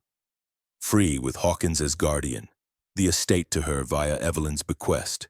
Justice tempered with mercy. Lady Evelyn approached. Thank you, monsieur. The shadows lift. Poirot bowed. Order restored, madame. The roles departed again, this time for good. Dark Manor faded, its gargoyles watchful but benign. Poirot hummed a tune, content. The hum was gone. Chapter 9. The unexpected twist. The London fog enveloped Whitehaven mansions like a shroud as Hercule Poirot alighted from the taxi, the events of Dark Manor still fresh in his mind like an unfinished symphony. It was evening, the gas lamps casting elongated shadows on the pavement, and Poirot felt the familiar pull of his apartment, a haven of order amid chaos. Yet as he ascended the stairs, valise in hand, a nagging discord persisted. The real Dark Star sapphire remained unrecovered. The letters from the crypt drawer had confirmed Morton's paternity, but the vial of laudanum residue awaited laboratory analysis at Scotland Yard. And Clara, poor, resilient Clara, had departed with Hawkins, her world upended yet again. Poirot paused at his door, key in lock. "Hastings, mon ami," he murmured to the absent captain who had detoured to his club. "The curtain falls, but the applause is muted." "Why?" Inside George, his impeccable valet had prepared a tisane of verbena steaming on the silver tray. "Welcome home, sir. A telegram arrived an hour ago from Inspector Japp." Poirot slit the envelope with his letter knife. The message was terse. Lab results on vial. Arsenic confirmed, laced in laudanum. Morton's prescription matches. But new development. Clara Blackwood at Yard. Urgent confession. Come at once. Japp. Poirot's mustache twitched. "George, the overcoat again. The night she is young." Scotland Yard buzzed with the subdued energy of after-hours urgency, constables shuffling reports under electric lights. Japp met Poirot in his cluttered office, cigar ash dusting the desk. "Ah, Poirot, timely as ever. That vial, slow poison all right, arsenic buildup over months masked as opium side effects. Morton could have been dosing Eleanor to weaken her, claim the child an estate. But here's the twist. Clara turned up an hour ago, Hawkins in tow. She's retracting parts of her story. Says she didn't act alone in the kidnapping. Insists on speaking to you." In the interview room, Clara sat composed but pale, her hands folded around a cup of tepid tea. Hawkins stood behind her chair, a sentinel of quiet strength. A constable guarded the door. "Monsieur Poirot," Clara began, her voice steady but laced with tremor. "I couldn't let it end like that. The letters, they changed everything. Morton as my father? It's monstrous, but there's more. I didn't orchestrate the kidnapping alone. There was an accomplice, someone who provided the chloral, the ladder, even the idea." Poirot seated himself opposite, his eyes keen as a falcon's. "Mademoiselle, commence at the beginning. The truth, she emerges layer by layer." Clara drew a breath. "It started weeks ago. I overheard Green and Lady Evelyn arguing in the pantry about Mother's death, the accident. Evelyn said Blackwood had blood on his hands. Green hushed her. I confronted Green later. She confessed bits, the passage, the cover-up. But she said Morton was the key, that he held proof in his medical records. I needed to force it all out, so I planned the fake abduction, but Evelyn helped. She suggested the ice house, lent her jasmine perfume for the mask to throw suspicion. Said it would settle old scores with Thorne and Blackwood. Japp leaned against the wall. Lady Evelyn? But she was in the drawing room. Poirot raised a finger. Non, Inspecteur. Recall she slipped out for air during coffee. Time enough to assist Clara in the garden, plant clues. Motive? Revenge for her affair's exposure, or deeper? Perhaps complicity in Eleanor's fate. Clara nodded. Evelyn knew about the letters in the crypt. Eleanor had confided in her as a friend before marriage. She hid them there after the death to protect me. But when Blackwood changed the will, cutting her influence, she turned. She provided the wire cutters from the boot room, even snipped the phone line herself during the storm. Hawkins interjected softly. I suspected, sir. Saw Evelyn in the gardens that night, but thought it coincidence. protected Clara by claiming paternity. Eleanor begged me on her deathbed to raise the child as mine if Morton claimed her. Poirot's mind whirred, piecing the mosaic anew. The unexpected twist. Lady Evelyn as puppet master. Red herring, her fainting spells, her shock at revelations acted to deflect. Logical? The jasmine on the mask was her signature but self-incriminating? Non-deliberate to appear framed if discovered. Japp dispatched a constable to Dark Manor with orders to detain Evelyn. But why now, girl? Why confess? Clara's eyes filled. The letters proved Morton my father, evil as he is, but Evelyn... She whispered before we left. The real Dark Star is mine now. I realized she helped not for justice, but to claim the gem. Sold the original years ago? No, she hid it, planning to retrieve after the chaos. Poirot stood pacing the small room. Précisément, the sapphire. Not sold, but concealed in the chapel crypt, perhaps in the drawer with the letters as decoy. We found papers, but a false bottom. The grave marker seam. I felt only the front. The back panel, none. A flurry of telegrams and calls ensued. By midnight, the group reconvened at Dark Manor. Poirot, Japp, Hastings, summoned from his club. Clara, Hawkins, and 2 constables. The house was dark, but a light flickered in the chapel. They approached silently, boots crunching on gravel. Inside the crypt, Lady Evelyn knelt before Eleanor's marker, a small crowbar in hand. The drawer lay open, letters scattered. She pried at the rear panel, which gave way with a crack. From within gleamed the Dark Star sapphire, uncut, massive, nestled in velvet. Japp's voice boomed. Gotcha, milady. Hands where we can see 'em. Evelyn rose slowly, the gem in her palm, her face a mask of calm defiance. You again, Poirot? Persistent as a flea. She didn't resist as cuffs clicked. In the Manor's library, lamps lit against the night, Evelyn confessed under Poirot's gentle probing. I loved Eleanor, like a sister. When she confided the affair with Morton, the pregnancy, I helped hide the letters. Blackwood killed her. I suspected the passage, but had no proof. Married him later for position, but plotted revenge. Sold a fake Dark Star to fund spies on Morton and Thorne. The real one? Hidden by me after Eleanor's death, she entrusted it, fearing Blackwood's rage. Motive, vengeance and greed.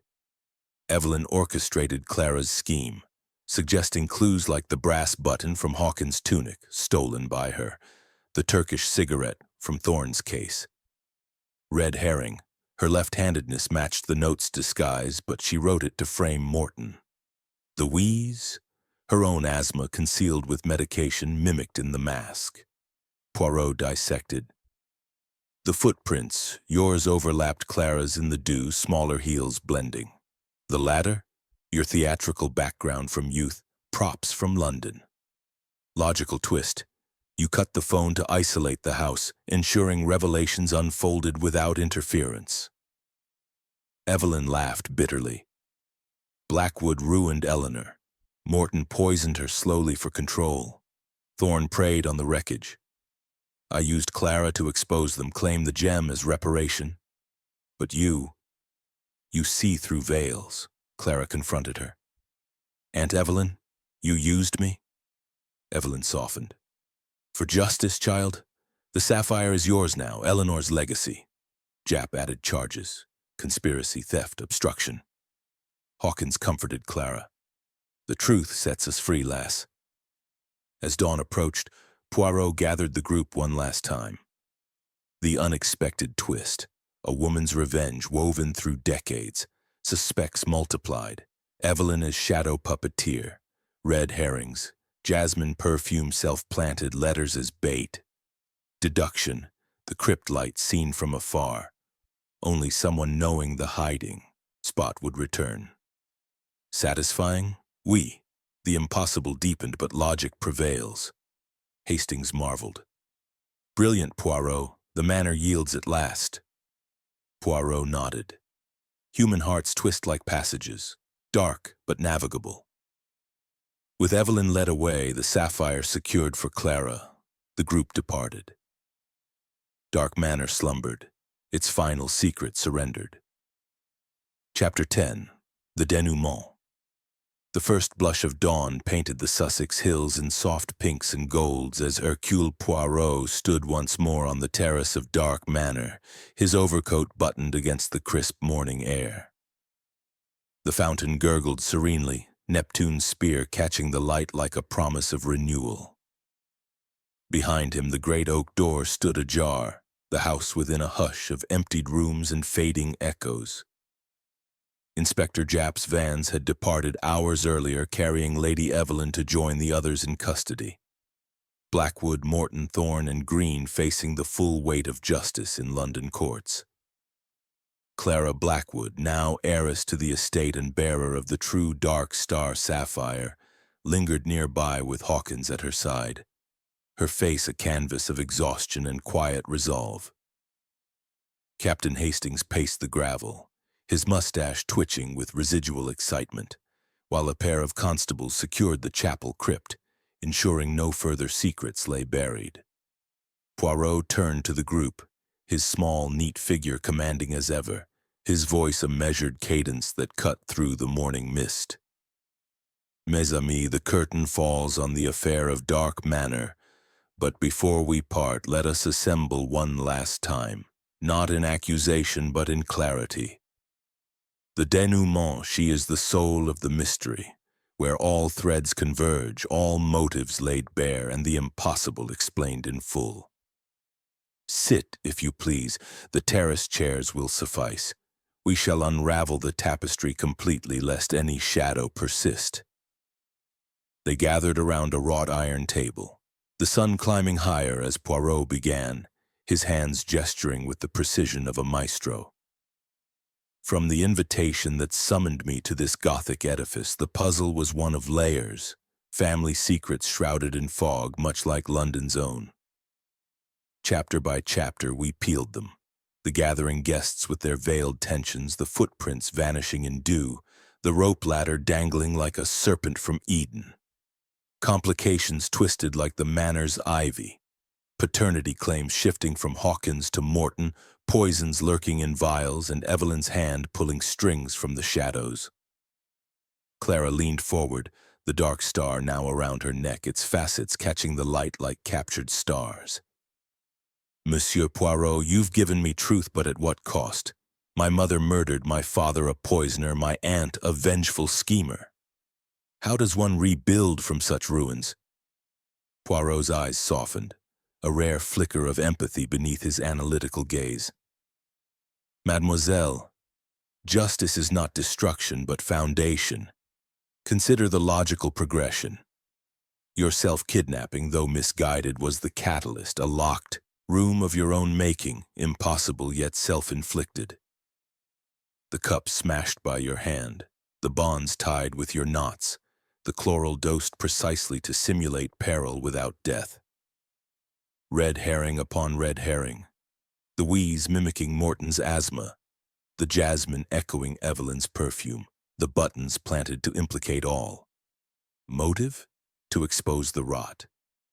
And expose it did. Hawkins nodded gravely, his military posture unbroken. Aye, sir. I claimed her as mine to shield from Morton's grasp. Eleanor whispered it on her deathbed, the letters confirming his cruelty. But you saw through my omission. Poirot inclined his head. The little details. Your sailor hitches on the bonds, taught to Clara in childhood games, not your direct deed.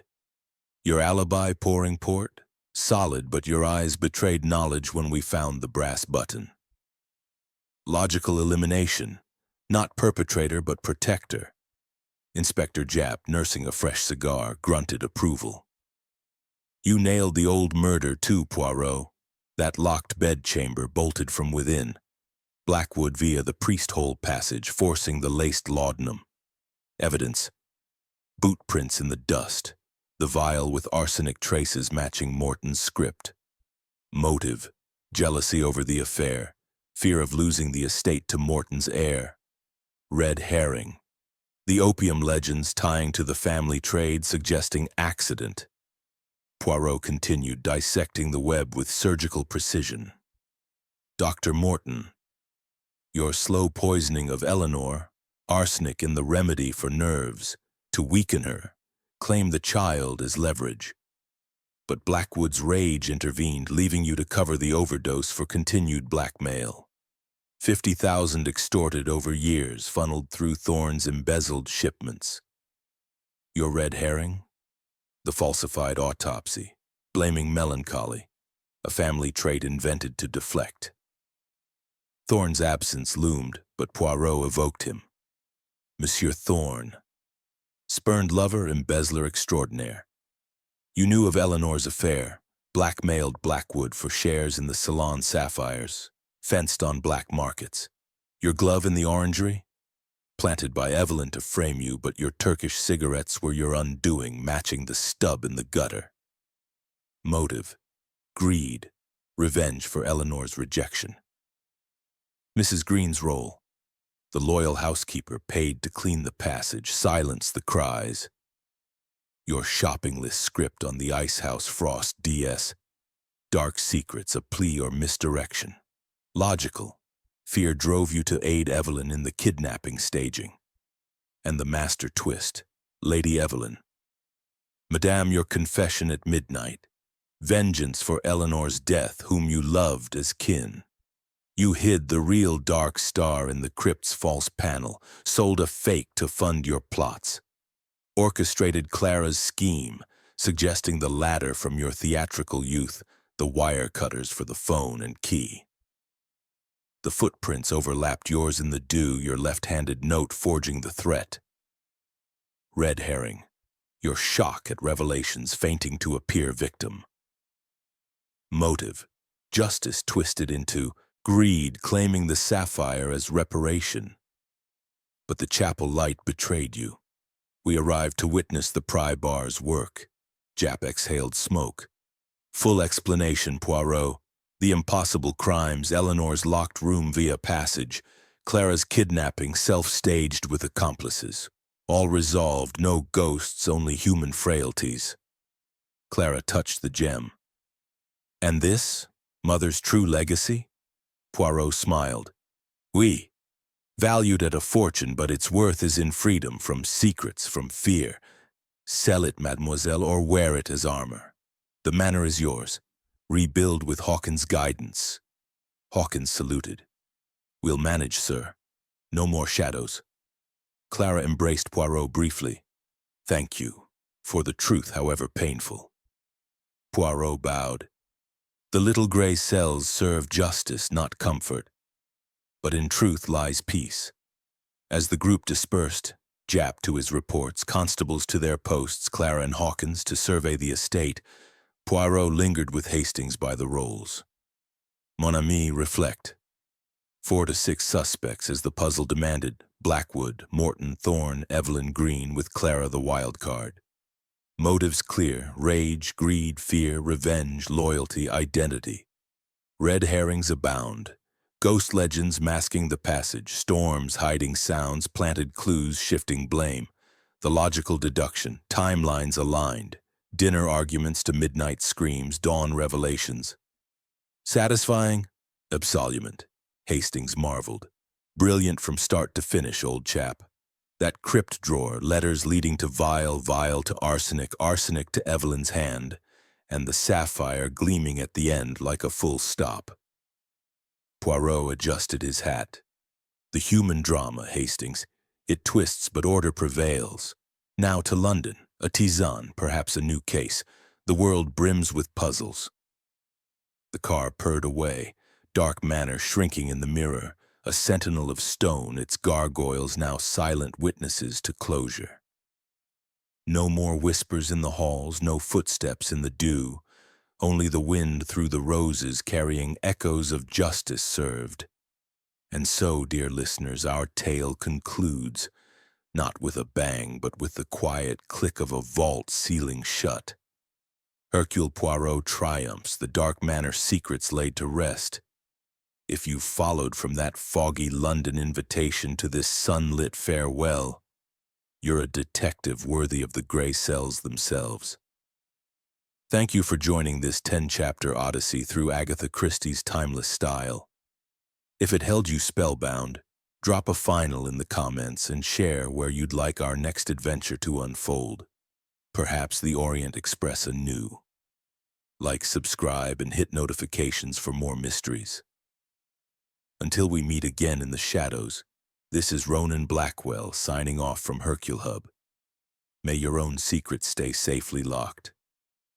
Good night, or is it good morning?